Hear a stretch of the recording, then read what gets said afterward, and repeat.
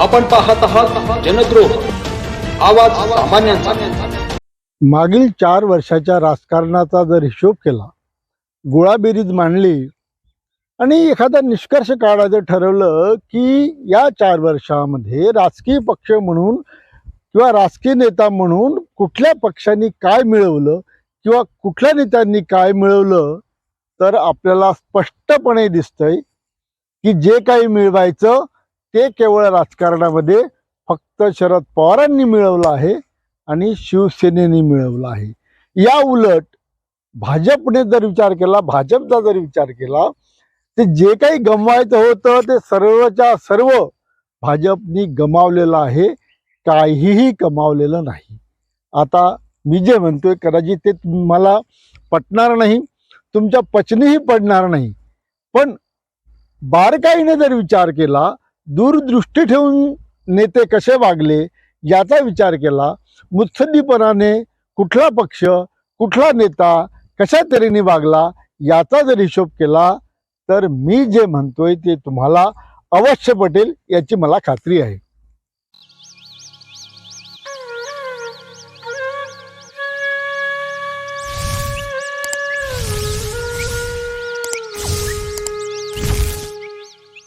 नमस्कार मंडळी, शेतकऱ्यांच्या चावडीवर आपलं स्वागत आहे। आज आपण पहिल्यांदा विचार करू की भाजपला काय मिळालं आणि भाजपने काय मिळवलं। भाजपने शेवटी अर्ध्यामध्ये काही का असेना सत्ता मिळवली असं लोकांना दिसतंय, तुम्हाला पण दिसतंय। पण सत्ता मिळवली म्हणजे काय केलं? प्रत्यक्षात निवडणुकीनंतर लोकांनीच त्यांना निवडून दिलं होतं आणि सत्ताही त्यांच्या हात स्वाधीन केली होती, परंतु त्यांचं जे काही नैसर्गिक जे मित्रत्व होतं शिवसेनेशी, त्यांच्याशी अनेक कारणामुळे त्यांचं वितुष्ट आलं आणि हाती आलेली सत्ता भाजपने गमावली। आता जी सत्ता गमावली होती ती सत्ता आता मिळवली म्हणजे वेगळं तर काही मिळवलंच नाही। 5 वर्ष जी सत्ता मिळायला पाहिजे ती जनतेनं तुमच्या हाती दिली होती, त्या पक्षाच्या हाती दिली होती, ती काही भाजपला उपभोगता आली नाही। त्यापुढे जाऊन असंही म्हणता येईल की आता जी सत्ता मिळवली त्यासाठी भाजपला अनेक तऱ्हेच्या कुरघोड्या कराव्या लागल्या, तऱ्हेतऱ्हेचं राजकारण करावं लागलं, तऱ्हेतऱ्हेचं लोकांमध्ये इतर पक्षांमध्ये फोडाफाडी करावी लागली आणि तेव्हा कुठे सत्ता मिळाली। हे राजकारण, भाजपनं केलेलं राजकारण भाजपच्या अनेक नेत्यांना अनेक कार्यकर्त्यांना सुद्धा रुचलेलं नाही। भाजपने काय केलं, राष्ट्रवादींनी काय केलं, सेनेने काय केलं, हा विचार करताना राष्ट्रवादींनी काय मिळवलं हा जर विचार केला, आता राष्ट्रवादी म्हणजे आपण शरद पवार असा विचार करू, राष्ट्रवादी म्हणजेच शरद पवार। शरद पवारांनी काय केलं? शरद पवारांना त्यांच्या पक्षाला जनतेने विरोधी पक्षामध्ये बसण्या एवढा जनादेश दिला होता, त्यांना सत्तेमध्ये बसायला जनतेने जनादेश दिला नव्हता, तरीही त्यांनी 2.5 वर्ष सत्ता उपभोगली, म्हणजे त्यांनी मिळवलंच। कसं का असेना त्यांनी सत्ता जी त्यांना मिळणार नव्हती ती सत्ता त्यांना मिळाली। सेनेचं काय झालं? सेनेचंही तेच झालं, त्यांना मुख्यमंत्रीपद मिळणारच नव्हतं, भाजप द्यायला तयारच नव्हता। जे मिळणार नव्हतं ते भाजपने मिळवलं, शिवसेनेने मिळवलं। 2.5 वर्ष त्यांना पाहिजे होतं, पुरेपूर 2.5 वर्ष त्यांनी मुख्यमंत्रीपद मिळवलं। एवढंच नव्हे तर बाप मुख्यमंत्री आणि पोरगा मंत्री, कदाचित भाजप सोबत युती असती तर बाप मुख्यमंत्री आणि पोरगा मंत्री असं काही कधी सहजासहजी शक्य झालं नसतं। म्हणजे सेनेनेही जे मिळणार नव्हतं ते मिळवलं। भाजपचं काय? भाजपने एकंदरीत जी राजकारणाची जी पद्धत वापरली त्यामध्ये कुठेही दूरदृष्टी नव्हती, कुठेही मुत्सद्दीगिरीपणा नव्हता। आमच्या खेड्यांमध्ये जर मंगळागौर बसवायची असेल तर महिला काय करतात माहित आहे का? त्यांच्याकडे नसलेल्या वस्तू, आता गरीब असतात बिचाऱ्या, त्यांच्याकडे सगळ्या गोष्टी नसतात, आणि मग 4 महिला आपल्या घरी येणार, त्यांना आपलं घर कसं सुंदर दिसलं पाहिजे, चांगलं दिसलं पाहिजे. मग काय करतात त्या महिला, आजूबाजूच्या घरी जातात आणि त्यांच्या घरच्या चांगल्या चांगल्या वस्तू घेऊन येतात आणि आपलं घर सजवतात आणि आपली मंगळागौरी साजरी करून टाकतात. भाजपने तेच केलं. स्वतःचं जे हक्काचं होतं, जो नैसर्गिक मित्र होता सेना, तो गमावला आणि बदल्यात काय केलं, आता त्याविषयी खुलात मला बोलायची गरज नाही. जे भाजपच्या विचारधारेशी कधीही मिळते जुळते नव्हते, आजही नाही, उद्याही मिळते जुळते राहू शकत नाही, अशी सगळी सजावट भाजपला गोळा करावी लागली आणि आपली गौर साजरी करावी लागली. तेव्हा कुठे भाजपच्या हाती सत्ता आली. त्यातही मुख्यमंत्रीपद गेलं आणि उपमुख्यमंत्री पदावर समाधान मानावं लागलं. मग त्यापेक्षा इलेक्शन झाल्यानंतर सेनेने जो प्रस्ताव दिला होता, ते आपण तो विषय सोडून देऊ की खरं त्यांना तसं वचन दिलं होतं 2.5 वर्षाचं की नव्हतं दिलं, हा विषय सोडून देऊ. पण निवडणुका झाल्यानंतर एक बरोबरीचा मित्र या नात्याने जर त्यांचं म्हणणं मान्य केलं असतं तर 2.5 वर्ष भाजपला मुख्यमंत्रीपद मिळालं असतं आणि 2.5 वर्ष उपमुख्यमंत्रीपद मिळालं असतं. याही हिशोबाने भाजपने बरंच काही गमावलंच आहे. आता पलीकडला विषय सांगतोय मी तुम्हाला, ज्याला दूरदृष्टी म्हणतात, ज्याला मुत्सद्दीगिरी म्हणतात, तो विचार करू. भाजपने काय केलं हे मी तुम्हाला आधीच सांगितलंय.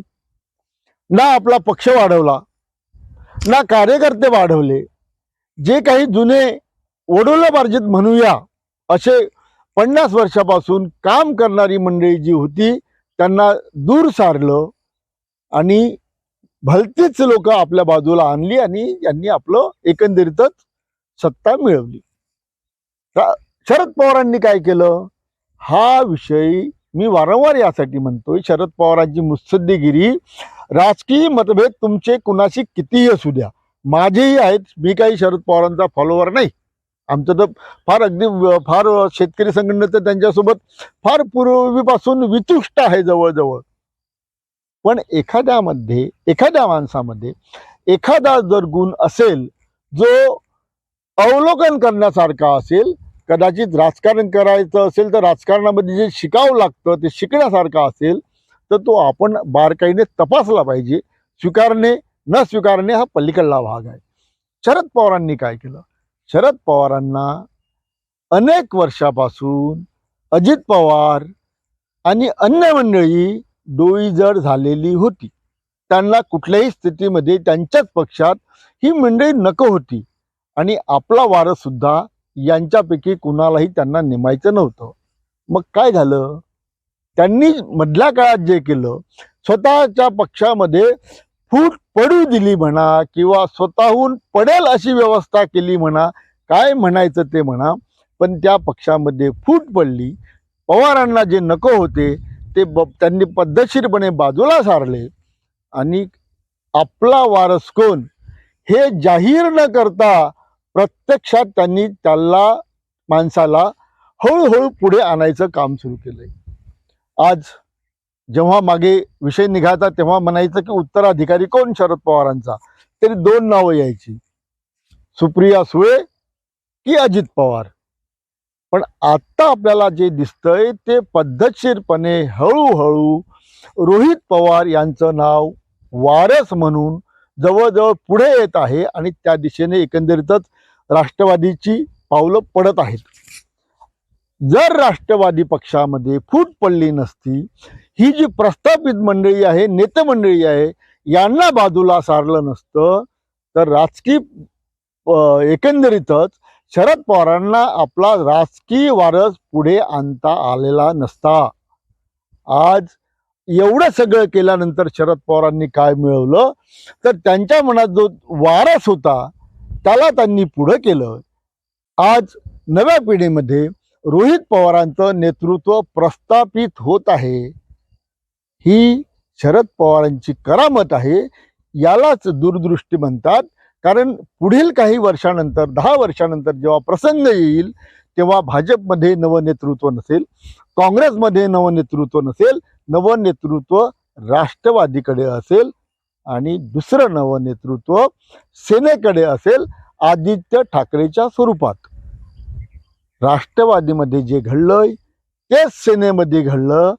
त्याच पद्धतीने आदित्य ठाकरे यांचं नेतृत्व प्रस्थापित करण्यात आलं.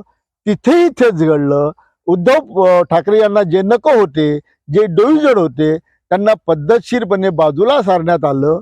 खापरी त्यांच्याच डोक्यावर फोडण्यात आलं. आणि फायदा कुणाचा झाला तर इकडे उद्धव ठाकरे यांचा झाला. मुलगा पुढे आला, मुलाला राजकीय वारस म्हणून पुढे आणता आलं. इकडे शरद पवारांना, रोहित पवारांना सामोर आणता आलं.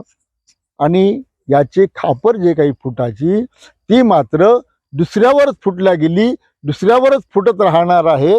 आणि एकंदरीतच याला जे म्हणतात, यालाच राजकारण म्हणतात, यालाच राजकीय डावपेच म्हणतात, यालाच मुत्सद्देगिरी म्हणतात आणि यालाच दूरदृष्टी म्हणतात.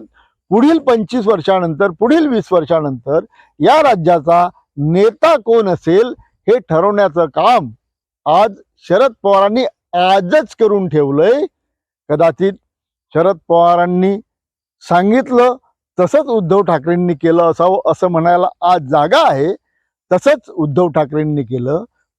पुढल्या काळामध्ये ठाकरेचं नेतृत्व प्रस्थापित होण्याच्या मार्गावर आणि इकडे रोहित पवारांचं नेतृत्व प्रस्थापित होण्याच्या मार्गावर आहे. दुसऱ्या पक्षाकडे मी जसं म्हटलंय, भाजपाकडे मंगळागौर साजरी करणे या पलीकडे काहीही नाही.